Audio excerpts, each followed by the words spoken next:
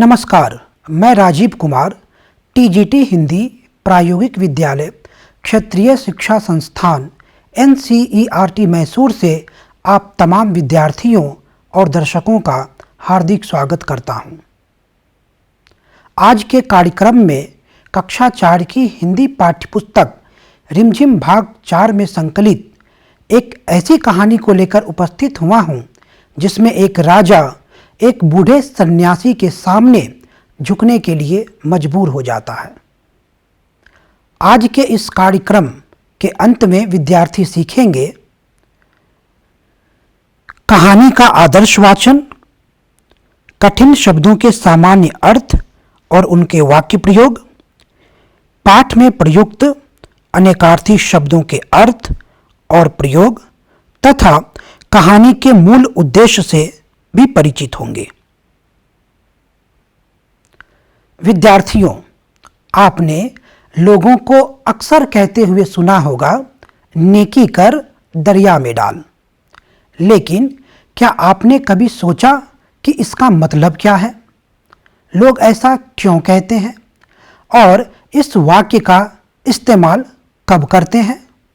दरअसल नेकी कर दरिया में डाल का मतलब होता है जरूरतमंद लोगों की भलाई करो, उनकी मदद करो, लेकिन बदले में किसी चीज की उम्मीद मत करो। यदि आपने किसी की मदद की है तो उसका फल आपको कभी ना कभी जरूर मिलेगा। लेकिन आज हम जिस कहानी को पढ़ेंगे उस कहानी का राजा इस विषय में कुछ अलग ही सोचता है। वह क्या सोचता है, वह ऐसा क्यों सोचता है, इन सारे सवालों का जवाब जानने के लिए हम उस कहानी को पढ़ेंगे जिसका नाम है दान का हिसाब और उसके लेखक हैं सुकुमार राय। तो चलिए आनंद लेते हैं इस खूबसूरत कहानी का।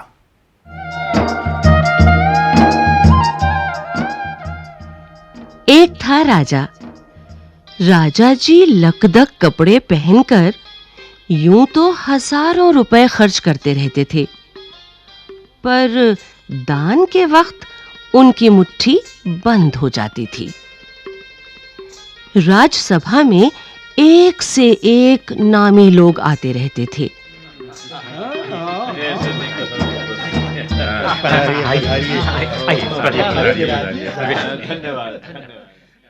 लेकिन गरीब, दुखी, विद्वान, सज्जन, इनमें से कोई भी नहीं आता था, क्योंकि वहां पर इनका बिल्कुल सत्कार नहीं होता था।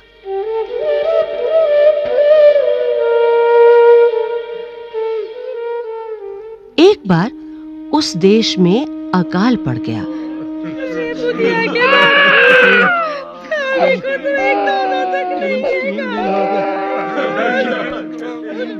पूर्वी सीमा के लोग भूखे प्यासे मरने लगे। राजा के पास खबर आई। वे बोले, यह तो भगवान की मार है, इसमें मेरा कोई हाथ नहीं है। लोगों ने कहा, महाराज, राज भंडार से हमारी सहायता करने की कृपा करें, जिससे हम लोग दूसरे देशों से अनाज खरीदकर अपनी जान बचा सके। राजा ने कहा, आज तुम लोग अकाल से पीड़ित हो, कल पता चलेगा कहीं भूकंप आया है, परसों सुनूंगा कहीं के लोग बड़े गरीब हैं, 2 वक्त की रोटी नहीं जुटती है। इस तरह सभी की सहायता करते करते जब राज भंडार खत्म हो जाएगा तब खुद में ही दिवालिया न हो जाऊंगा है?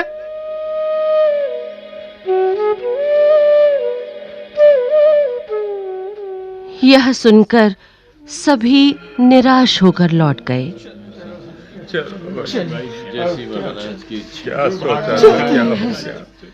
कुछ नहीं मिला महाराज के पास। इधर अकाल का प्रकोप फैलता ही जा रहा था। न जाने रोज कितने ही लोग भूख से मरने लगे।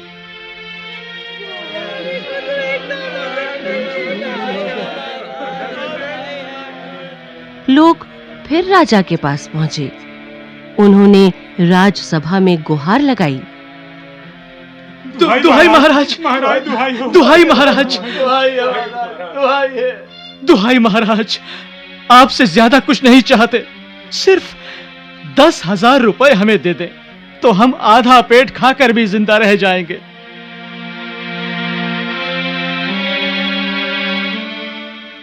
राजा ने कहा, 10,000 रुपए भी क्या तुम्हें बहुत कम लग रहे हैं? और उतने कष्ट से जीवित रहकर लाभ ही क्या है? एक व्यक्ति ने कहा, भगवान की कृपा से लाखों रुपए राजकोष में मौजूद हैं, जैसे धन का सागर हो। उसमें से एक आध लोटा ले लेने से महाराज का क्या नुकसान हो जाएगा? राजा ने कहा, राजकोष में अधिक धन है तो क्या उसे दोनों हाथों से लुटा दूं? एक अन्य व्यक्ति ने कहा, महाराज, महल में प्रतिदिन हजारों रुपए इन सुगंधित वस्त्रों, मनोरंजन और महल की सजावट में खर्च होते हैं। यदि इन रुपयों में से ही थोड़ा सा धन जरूरतमंदों को मिल जाए तो उन दुखियों की जान बच जाएगी। यह सुनकर राजा को क्रोध आ गया।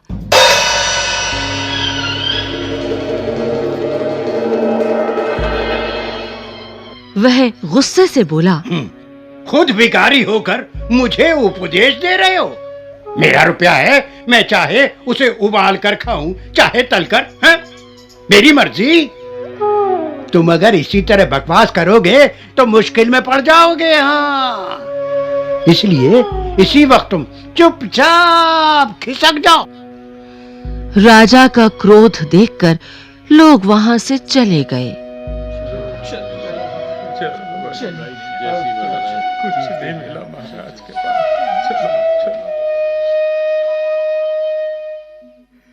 राजा हंसते हुए बोला, छोटे मुंह बड़ी बात। अगर 100-200 रुपए होते तो एक बार सोच भी सकता था। पहरेदारों की खुराक 2-4 दिन कम कर देता और ये रकम पूरी भी हो जाती हो। मगर 100-200 से इन लोगों का पेट नहीं भरेगा। एकदम 10,000 मांग बैठे। छोटे लोगों के कारण नाक में दम हो गया है।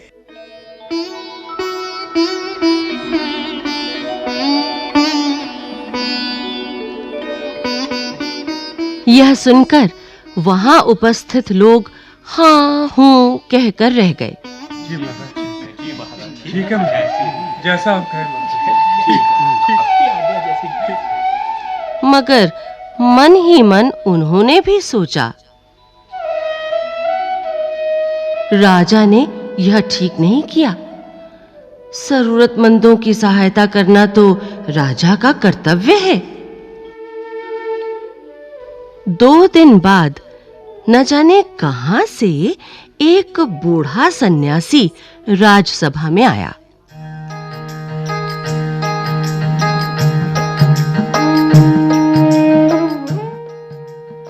उसने राजा को आशीर्वाद देते हुए कहा, दाता कर्ण महाराज, बड़ी दूर से आपकी प्रसिद्धि सुनकर आया हूँ।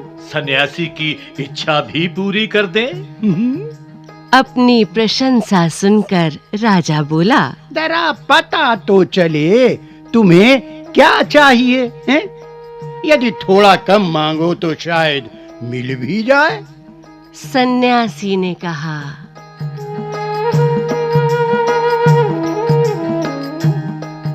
मैं तो सन्यासी हूँ, मैं अधिक धन का क्या करूंगा? मैं राजकोष से 20 दिन तक बहुत मामूली भिक्षा प्रतिदिन लेना चाहता हूँ। मेरा भिक्षा लेने का नियम इस प्रकार है, मैं पहले दिन जो लेता हूँ दूसरे दिन उसका दुगना, फिर तीसरे दिन उसका दुगना, फिर चौथे दिन तीसरे दिन का दुगना। इसी तरह से प्रतिदिन दुगना लेता जाता हूं। भिक्षा लेने का मेरा यही तरीका है। राजा बोला, तरीका तो समझ गया, मगर पहले दिन कितना लेंगे यही असली बात है। 2-4 रुपयों से पेट भर जाए तो अच्छी बात है, मगर एकदम से 20-50 मांगने लगे तब तो 20 दिन में काफी बड़ी रकम हो जाएगी। सन्यासी ने हंसते हुए कहा, महाराज, मैं लोभी नहीं हूं। आज मुझे 1 रुपया दीजिए, फिर 20 दिन तक दुगने करके देते रहने का हुक्म दे दीजिए। यह सुनकर राजा, मंत्री और दरबारी सभी की जान में जान आई। ये तो हो जाए, ये तो कर लेंगे महाराज।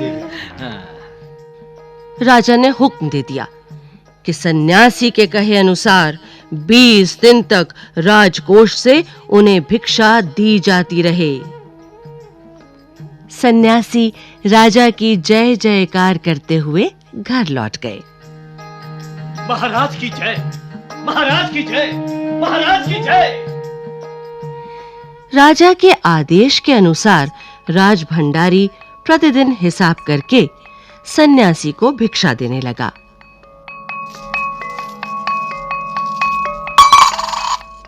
इस तरह 2 दिन बीते, 10 दिन बीते,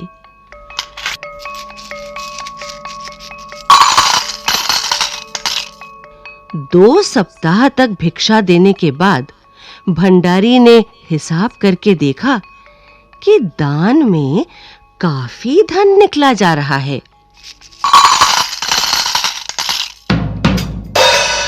पहला दिन 1 रुपया, दूसरा दिन 2 रुपया।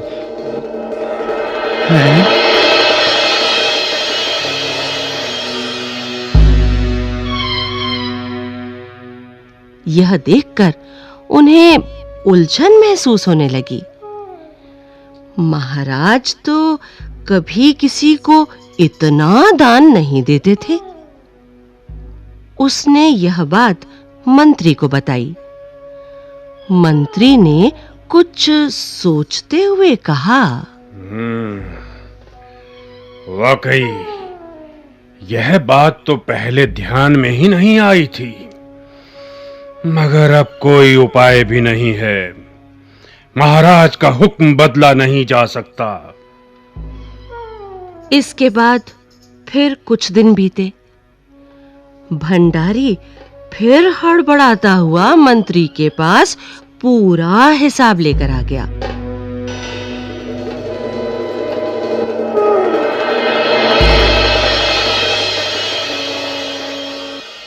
हिसाब देखकर मंत्री का चेहरा फीका पड़ गया।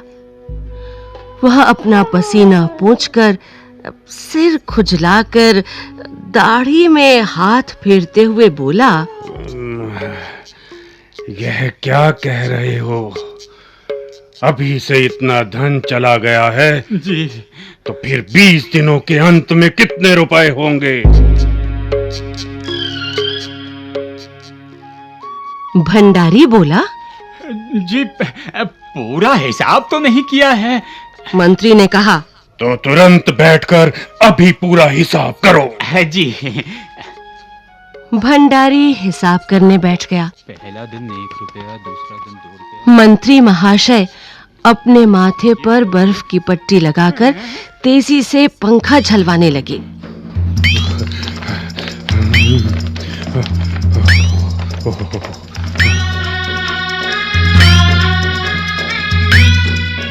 कुछ ही देर में भंडारी ने पूरा हिसाब कर लिया।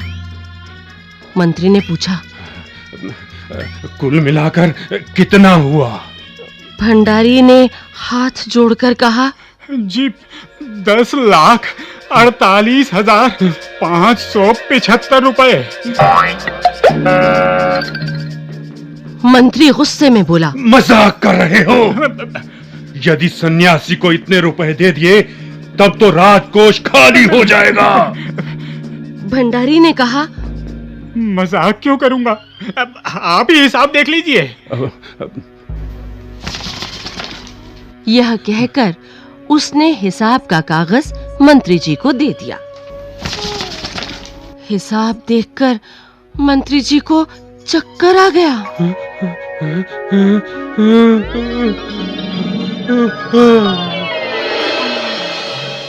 सभी उन्हें संभालकर बड़ी मुश्किलों से राजा के पास ले गए। राजा ने पूछा, क्या बात है?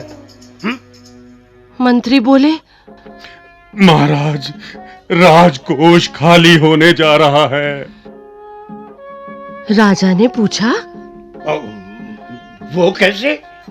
मंत्री बोले, महाराज, सन्यासी को आपने भिक्षा देने का हुक्म दिया है, मगर अब पता चला है कि उन्होंने इस तरह राजकोष से करीब 10 लाख रुपए झटकने का उपाय कर लिया है। राजा ने गुस्से से कहा, मैंने इतने रुपए देने का आदेश तो नहीं दिया था, हैं? फिर इतने रुपए क्यों दिए जा रहे हैं? भंडारी को बुलाओ। मंत्री ने कहा, जी महाराज, सब कुछ आपके हुक्म के अनुसार ही हुआ है। आप खुद ही दान का हिसाब देख लीजिए।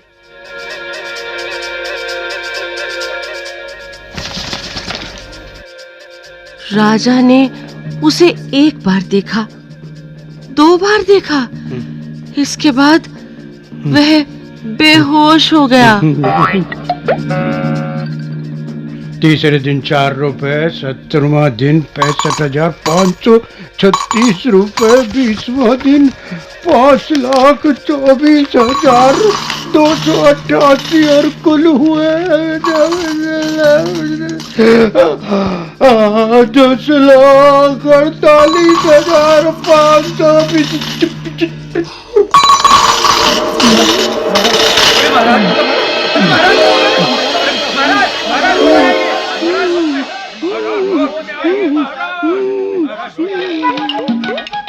काफी कोशिशों के बाद उनके होश में आ जाने पर लोग सन्यासी को बुलाने दौड़े।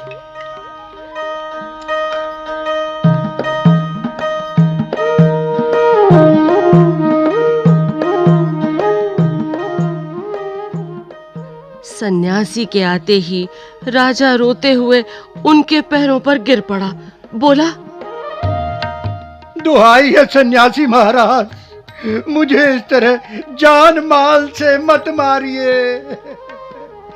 जैसे भी हो एक समझौता करके मुझे वचन से मुक्त कर दीजिए। अगर आपको 20 दिन तक भिक्षा दी गई तो राजकोष खाली हो जाएगा, फिर राजकाज कैसे चलेगा? सन्यासी ने गंभीर होकर कहा, इस राज्य में लोग अकाल से मर रहे हैं। मुझे उनके लिए केवल 50,000 रुपए चाहिए। वो रुपया मिलते ही मैं समझूंगा मुझे मेरी पूरी भिक्षा मिल गई है। राजा ने कहा, परंतु उस दिन एक आदमी ने मुझसे कहा था कि लोगों के लिए 10,000 रुपए ही बहुत होंगे। सन्यासी ने कहा, मगर आज मैं कहता हूं कि 50,000 से 1 पैसा कम नहीं लूंगा। राजा गिड़गिड़ाया, मंत्री गिड़गिड़ाए, सभी गिड़गिड़ाए, मगर सन्यासी अपने वचन पर डटा रहा। आखिरकार लाचार होकर राजकोष से 50,000 रुपए सन्यासी को देने के बाद ही राजा की जान बची। पूरे देश में खबर फैल गई कि अकाल के कारण राजकोष से 50,000 रुपए राहत में दिए गए हैं। सभी ने कहा, हमारे महाराज कल जैसे ही दानी है। हमारे महाराज कर्ण जैसे ही दानी हैं।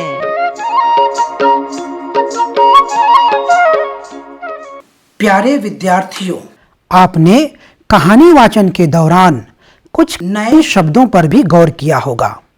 तो चलिए जानते हैं उन कठिन शब्दों के सामान्य अर्थ और उनके वाक्य प्रयोग को। पहला शब्द है लकदक, जिसका अर्थ है भड़कीला या महंगा, जिसे अंग्रेजी में ग्लिटरिंग या एक्सपेंसिव कहते हैं। इसका वाक्य प्रयोग देखते हैं। राजा लकदक कपड़े पहनना पसंद करते थे। दूसरा शब्द है अकाल, जिसका अर्थ है बुरा समय, जिसे अंग्रेजी में फैमिन कहते हैं। वाक्य प्रयोग देखते हैं। बाढ़ के कारण देश में अकाल पड़ गया। तीसरा शब्द है राजकोष, यानी राज्य का खजाना, जिसे अंग्रेजी में ट्रेजरी कहते हैं। वाक्य प्रयोग देखते हैं। जहां देश या राज्य की धन संपत्ति जमा होती है उसे राजकोष कहते हैं। चौथा शब्द है नामी, जिसका अर्थ है प्रसिद्ध, अंग्रेजी में फेमस कहते हैं। इसका वाक्य प्रयोग देखते हैं। महात्मा गांधी काफी नामी व्यक्ति थे। पांचवा शब्द है दिवालिया, जिसका अर्थ है जिसके पास एक भी पैसा ना बचे, अंग्रेजी में जिसे बैंकक्रप्ट भी कहते हैं। वाक्य प्रयोग देखते हैं। व्यापार में नुकसान के कारण सेठ जी दिवालिया हो गए। छठा शब्द है प्रकोप, जिसका अर्थ है अत्यधिक क्रोध या किसी बीमारी का लगातार बढ़ना, जिसे अंग्रेजी में आउटब्रेक डिजीज कहते हैं। वाक्य प्रयोग देखते हैं। गांव में मलेरिया और हैजा का प्रकोप बढ़ता ही जा रहा था। सातवां शब्द है गुहार, जिसका अर्थ है प्रार्थना करना, अंग्रेजी में जिसे टू प्रे कहते हैं। वाक्य प्रयोग देखते हैं। लोगों ने राजा से कर्ज माफी की गुहार लगाई। आठवां शब्द है हुक्म, जिसका अर्थ है आदेश, जिसे अंग्रेजी में ऑर्डर कहते हैं। इसका वाक्य प्रयोग देखते हैं। पिताजी ने सबको सवेरे उठने का हुक्म दिया। नौवां शब्द है लाचार, जिसका अर्थ है मजबूर, जिसे अंग्रेजी में हेल्पलेस कहते हैं। इसका वाक्य प्रयोग देखते हैं। कोरोना के कारण आज हम सब लाचार हैं। तो आइए अब हम एक नज़र पाठ के सारांश पर डालते हैं। एक राजा था। वह कपड़ों के ऊपर हजारों रुपए खर्च कर सकता था, लेकिन जरूरतमंद व गरीब लोगों की मदद नहीं करता था। उसके राज दरबार में गरीबों, विद्वानों, सज्जनों की कोई इज्जत नहीं होती थी। एक समय उस देश में अकाल पड़ गया। लोग भूखे प्यासे मरने लगे। मदद के लिए लोग राजा के पास पहुंचे, लेकिन उन्होंने यह कहकर सहायता करने से इनकार कर दिया कि यह तो भगवान की मार है, इसमें मेरा कोई हाथ नहीं है। इस तरह की समस्याएं तो आती रहेगी। यदि मैं यूं ही तुम लोगों की मदद करता रहूंगा तो एक दिन सारा राज भंडार ही खत्म हो जाएगा, मैं दिवालिया हो जाऊंगा। राजा की बात सुनकर लोग निराश होकर चले गए। इधर अकाल का प्रकोप बढ़ता ही जा रहा था। लोग फिर राजा के पास पहुंचे। उन्होंने बहुत विनती की, लेकिन राजा ने उनकी एक ना सुनी। 2 दिन बाद राजसभा में एक बूढ़ा सन्यासी आया। उसने राजा की खूब बड़ाई की और कहा, दाता कर्ण महाराज, बड़ी दूर से आपकी प्रसिद्धि सुनकर आया हूं। इस सन्यासी की इच्छा भी पूरी कर दें। राजा ने अपनी प्रशंसा सुनकर पूछा कि तुम्हें क्या चाहिए? तो सन्यासी ने कहा, मैं राजकोष से 20 दिन तक बहुत मामूली भिक्षा प्रतिदिन लेना चाहता हूं। मेरा भिक्षा लेने का नियम इस प्रकार है, मैं पहले दिन जो लेता हूं, दूसरे दिन उससे दुगुना, फिर तीसरे दिन उसका दुगुना, फिर चौथे दिन तीसरे दिन का दुगुना। इस तरह से प्रतिदिन दुगुना लेता जाता हूं। वह आगे बोला, आज मुझे 1 रुपया दीजिए, फिर 20 दिन तक दुगुने करके देते रहने का हुक्म दे दीजिए। राजा तैयार हो गया, उसने हुक्म दे दिया। 2 सप्ताह तक भिक्षा देने के बाद राज भंडारी ने हिसाब करके देखा तो पाया कि दान में काफी धन निकला जा रहा है। उसने यह बात मंत्री को बताई। मंत्री भी चिंता में पड़ गया। फिर उसने पूछा, अभी से इतना धन चला गया है तो फिर 20 दिनों के अंत में कितने रुपए देने होंगे? भंडारी ने हिसाब करके बताया, 10,48,575 रुपए। सुनते ही मंत्री घबरा गया। मंत्री ने राजा को सारी बातें बता दी। यह सुनकर राजा के होश उड़ गए। राजा के आदेश पर सन्यासी को तुरंत राजसभा में बुलाया गया। उसके आते ही राजा रोते हुए उनके पैरों पर गिर पड़ा और बोला, मुझे इस तरह जान माल से मत मारिए।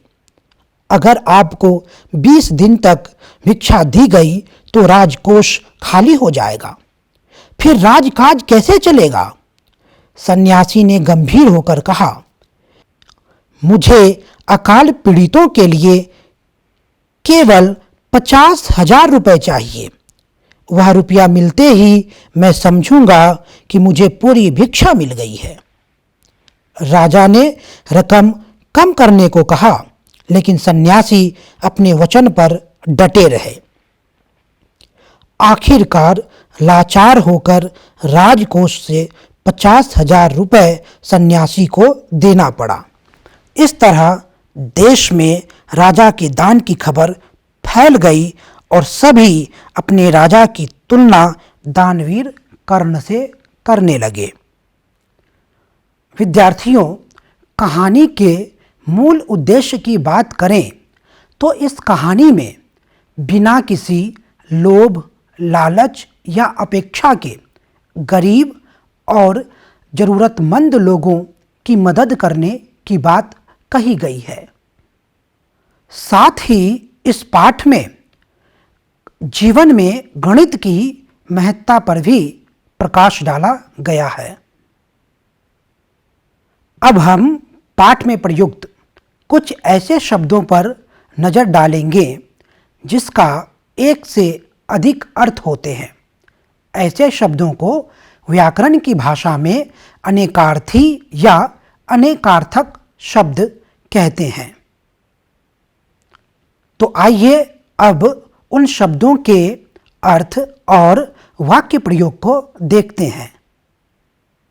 पहला शब्द है पूर्व, जिसके 2 अर्थ हैं, पहले और दिशा। वाक्य प्रयोग देखते हैं। श्री रामनाथ कोविंद से पूर्व श्री प्रणब मुखर्जी देश के राष्ट्रपति थे। दूसरा वाक्य देखते हैं। सूरज पूर्व से पश्चिम की ओर बढ़ता है। दूसरा शब्द है मगर, जिसका एक अर्थ है मगरमच्छ और दूसरा अर्थ है लेकिन या परंतु। वाक्य प्रयोग देखते हैं। कुछ नदियों में मगर पाए जाते हैं। दूसरा वाक्य है, पिताजी ने बहुत समझाया मगर उसने एक ना मानी। तीसरा शब्द है मत, जिसका एक अर्थ होता है मना करना और दूसरा अर्थ है विचार। वाक्य प्रयोग देखते हैं। मां ने कहा कि जब तक कोरोना है बिना मास्क के घर से बाहर मत निकलना। दूसरा वाक्य देखते हैं। मेरा मत है कि सभी मिलजुल कर कोरोना से लड़ें। इसी तरह के कुछ और भी शब्द हैं, जैसे वचन, कर्ण, जल, मन, जान, हिसाब, चक्कर आदि।